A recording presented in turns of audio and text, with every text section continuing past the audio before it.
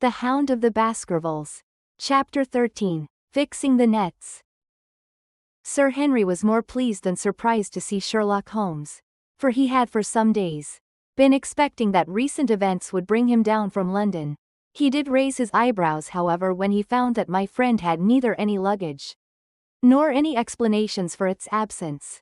Between us we soon supplied his wants, and then over a belated supper we explained to the baronet as much of our experience as it seemed desirable that he should know.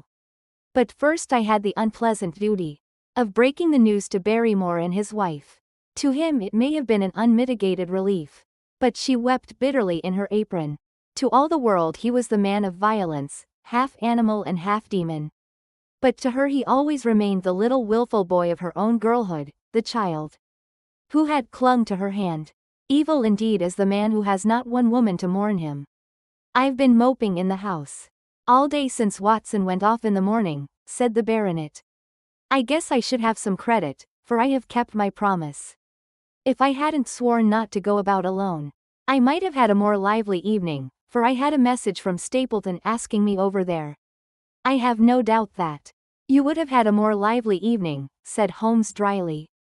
"By the way, I don't suppose you appreciate that we have been mourning over you as having broken your neck?" Sir Henry opened his eyes. "How was that? This poor wretch was dressed in your clothes. I fear your servant who gave them to him may get into trouble with the police." "That is unlikely. There was no mark on any of them, as far as I know." "That's lucky for him. In fact, it's lucky for all of you, since you are all on the wrong side of the law in this matter. I am not sure that as a conscientious detective, my first duty is not to arrest the whole household. Watson's reports are most incriminating documents." "But how about the case?" asked the baronet. "Have you made anything out of the tangle?" "I don't know that Watson and I are much the wiser since we came down. I think that I shall be in a position to make the situation rather more clear to you before long.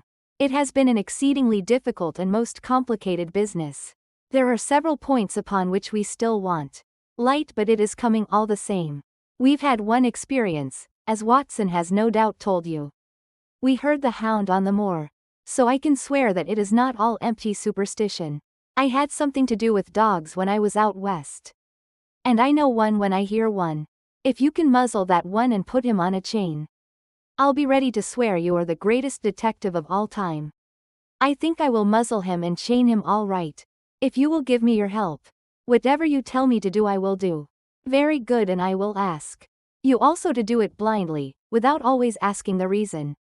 "Just as you like. If you will do this, I think the chances are that our little problem will soon be solved." "I have no doubt." He stopped suddenly and stared fixedly up over my head into the air. The lamp beat upon his face, and so intent was it and so still that it might have been that of a clear-cut classical statue, a personification of alertness and expectation. "What is it?" we both cried. I could see as he looked down that he was repressing some internal emotion.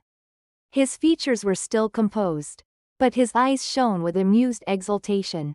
"Excuse the admiration of a connoisseur," said he, as he waved his hand towards the line of portraits which covered the opposite wall. "Watson won't allow that I know anything of art, but that is mere jealousy because our views upon the subject differ. Now, these are a really very fine series of portraits." "Well, I'm glad to hear you say so," said Sir Henry, glancing with some surprise at my friend. "I don't pretend to know much about these things, and I'd be a better judge of a horse or a steer than of a picture. I didn't know that you found time for such things. I know what is good when I see it, and I see it now. That's a Kneller, I'll swear, that lady in the blue silk over yonder, and the stout gentleman with the wig ought to be a Reynolds. They are all family portraits, I presume?" "Every one." "Do you know the names?" "Barrymore has been coaching me in them, and I think I can say my lessons fairly well." "Who is the gentleman with the telescope?" "That is Rear Admiral Baskerville, who served under Rodney in the West Indies. The man with the blue coat and the roll of paper is Sir William Baskerville, who was chairman of committees of the House of Commons under Pitt." "And this cavalier opposite to me, the one with the black velvet and the lace?" "Ah, you have a right to know about him. That is the cause of all the mischief, the wicked Hugo, who started the Hound of the Baskervilles." We're not likely to forget him. I gazed with interest and some surprise upon the portrait. Dear me, said Holmes, he seems a quiet, meek-mannered man enough. But I dare say that there was a lurking devil in his eyes. I had pictured him as a more robust and ruffianly person. There's no doubt about the authenticity, for the name and the date, 1647, are on the back of the canvas. Holmes said little more, but the picture of the old roisterer seemed to have a fascination for him. And his eyes were continually fixed upon it during supper. It was not until later, when Sir Henry had gone to his room, that I was able to follow the trend of his thoughts. He led me back into the banqueting hall, his bedroom candle in his hand. And he held it up against the time-stained portrait on the wall. Do you see anything there? I looked at the broad-plumed hat, the curling love locks, the white lace collar, and the straight, severe face which was framed between them. It was not a brutal countenance, but it was prim, hard, and stern, with a firm set, thin-lipped mouth, and a coldly intolerant eye. Is it like anyone you know? There is something of Sir Henry about the jaw. Just a suggestion, perhaps. But wait an instant. He stood upon a chair, and, holding up the light in his left hand, he curved his right arm over the broad hat and round the long ringlets. Good heavens! I cried in amazement. The face of Stapleton had sprung out of the canvas. Ha! You see it now. My eyes have been trained to examine faces and not their trimmings. It is the first quality of a criminal investigator, that he should see through a disguise. But this is marvelous. It might be his portrait. Yes, it is an interesting instance of a throwback, which appears to be both physical and spiritual. A study of family portraits is enough to convert a man to the doctrine of reincarnation. The fellow is a Baskerville, that is evident, with designs upon the succession. Exactly. This chance of the picture has supplied us with one of our most obvious missing links. We have him, Watson, we have him. And I dare swear that before tomorrow night, he will be fluttering in our net as helpless as one of his own butterflies. A pin, a cork, and a card, and we add him to the Baker Street collection. He burst into one of his rare fits of laughter as he turned away from the picture.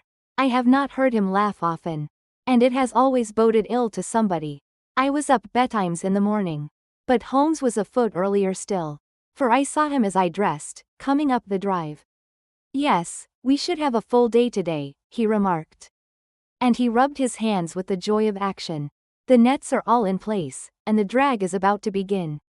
We'll know before the day is out whether we have caught our big, lean-jawed pike, or whether he has got through the meshes. Have you been on the moor already? I have sent a report from Grimpen to Princetown as to the death of Selden. I think I can promise that none of you will be troubled in the matter. And I have also communicated with my faithful Cartwright, who would certainly have pined away at the door of my hut, as a dog does at his master's grave, if I had not set his mind at rest about my safety. What is the next move? To see Sir Henry. Ah, here he is. Good morning, Holmes, said the baronet. You look like a general who is planning a battle with his chief of the staff. That is the exact situation. Watson was asking for orders. And so do I. Very good. You are engaged, as I understand, to dine with our friends the Stapletons tonight. I hope that you will come also. They are very hospitable people, and I am sure that they would be very glad to see you. I fear that Watson and I must go to London. To London? Yes, I think that we should be more useful there at the present juncture. The baronet's face perceptibly lengthened. I hope that you were going to see me through this business. The hall and the moor are not very pleasant places when one is alone. My dear fellow, you must trust me implicitly and do exactly what I tell you. You can tell your friends that we should have been happy to have come with you, but that urgent business required us to be in town. We hope very soon to return to Devonshire. Will you remember to give them that message? If you insist upon it. There is no alternative, I assure you. I saw by the baronet's clouded brow that he was deeply hurt by what he regarded as our desertion. When do you desire to go? He asked coldly. Immediately after breakfast. We will drive into Coombe Tracey, but Watson will leave his things as a pledge that he will come back to you.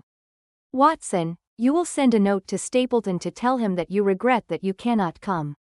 I have a good mind to go to London with you, said the baronet. Why should I stay here alone? Because it is your post of duty. Because you gave me your word that you would do as you were told. And I tell you to stay. All right, then, I'll stay. One more direction. I wish you to drive to Merripit House. Send back your trap, however, and let them know that you intend to walk home. To walk across the moor? Yes. But that is the very thing which you have so often cautioned me not to do. This time you may do it with safety.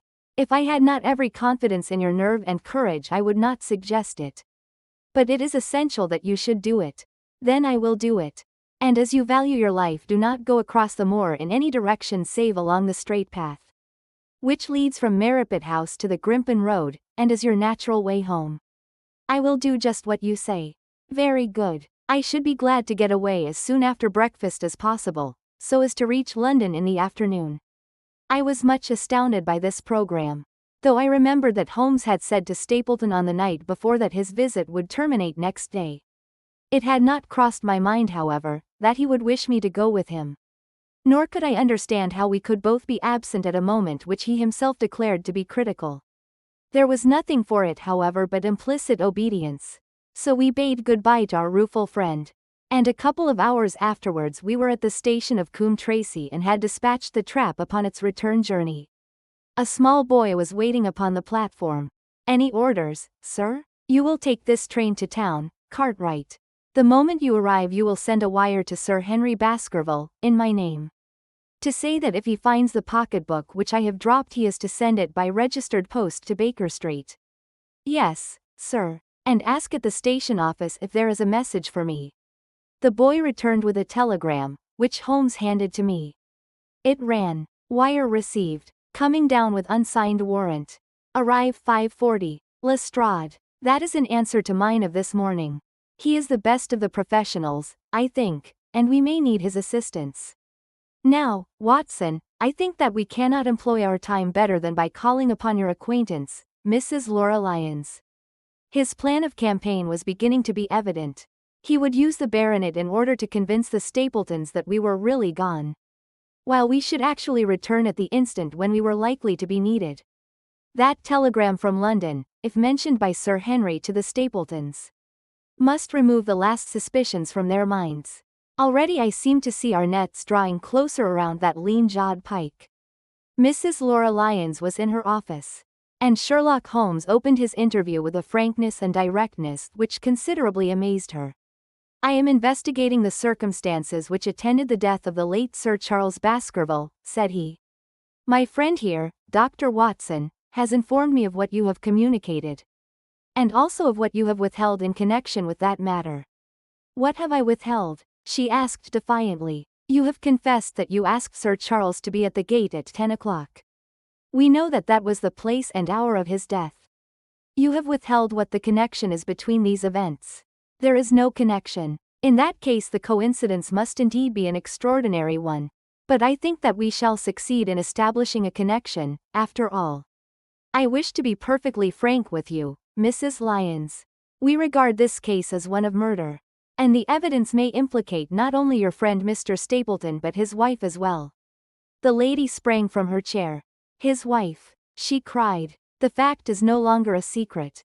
The person who has passed for his sister is really his wife." Mrs. Lyons had resumed her seat. Her hands were grasping the arms of her chair, and I saw that the pink nails had turned white with the pressure of her grip. "His wife," she said again. "His wife. He is not a married man." Sherlock Holmes shrugged his shoulders. "Prove it to me. Prove it to me. And if you can do so." The fierce flash of her eyes said more than any words. "I have come prepared to do so," said Holmes, drawing several papers from his pocket. "Here is a photograph of the couple taken in York 4 years ago. It is endorsed, Mr. and Mrs. Vandeleur. But you will have no difficulty in recognizing him, and her also, if you know her by sight. Here are 3 written descriptions by trustworthy witnesses of Mr. and Mrs. Vandeleur, who at that time kept St. Oliver's private school. Read them and see if you can doubt the identity of these people."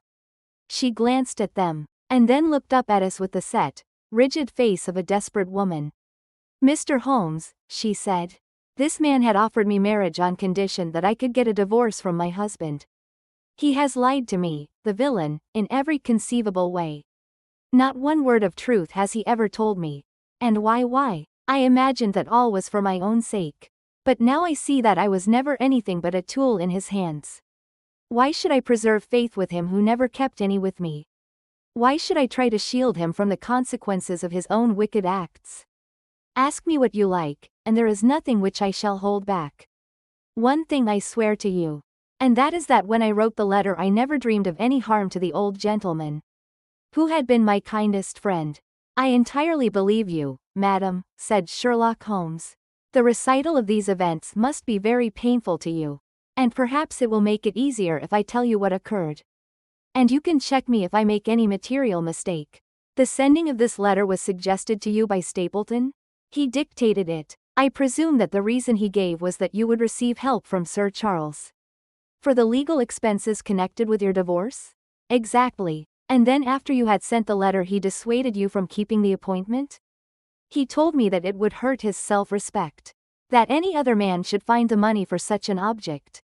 And that though he was a poor man himself, he would devote his last penny to removing the obstacles which divided us. He appears to be a very consistent character. And then you heard nothing until you read the reports of the death in the paper? No. And he made you swear to say nothing about your appointment with Sir Charles? He did. He said that the death was a very mysterious one, and that I should certainly be suspected if the facts came out. He frightened me into remaining silent. Quite so. But you had your suspicions? She hesitated and looked down. I knew him, she said. But if he had kept faith with me I should always have done so with him. I think that on the whole you have had a fortunate escape, said Sherlock Holmes. You have had him in your power and he knew it, and yet you are alive. You have been walking for some months very near to the edge of a precipice. We must wish you good morning now, Mrs. Lyons. And it is probable that you will very shortly hear from us again. Our case becomes rounded off. And difficulty after difficulty thins away in front of us, said Holmes, as we stood waiting for the arrival of the express from town. I shall soon be in the position of being able to put into a single connected narrative one of the most singular and sensational crimes of modern times. Students of criminology will remember the analogous incidents in Godno, in Little Russia, in the year 66. And of course there are the Anderson murders in North Carolina. But this case possesses some features which are entirely its own. Even now we have no clear case against this very wily man. But I shall be very much surprised if it is not clear enough before we go to bed this night. The London Express came roaring into the station. And a small, wiry bulldog of a man had sprung from a first-class carriage. We all three shook hands. And I saw at once from the reverential way in which Lestrade gazed at my companion, that he had learned a good deal since the days when they had first worked together. I could well remember the scorn which the theories of the reasoner used then to excite in the practical man. Anything good? He asked. The biggest thing for years, said Holmes. We have 2 hours before we need think of starting. I think we might employ it in getting some dinner and then, Lestrade, we will take the London fog out of your throat by giving you a breath of the pure night air of Dartmoor. Never been there? Ah, well, I don't suppose you will forget your first visit.